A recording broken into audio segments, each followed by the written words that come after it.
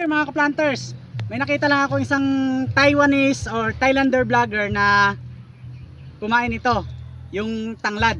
Tikman natin kung talagang legit ba. Ayun.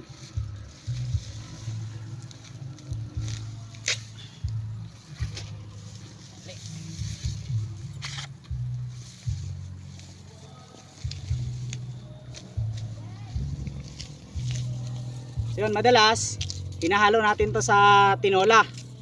So yun, binabalot natin siya para isahog sa tinola. Ganyan, di ba? So tikman natin ngayon kasi nung bata kami, talagang kinakain din namin to, yung ubod nito.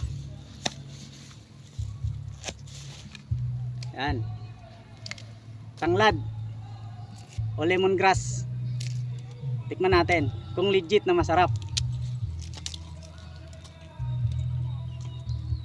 Bango.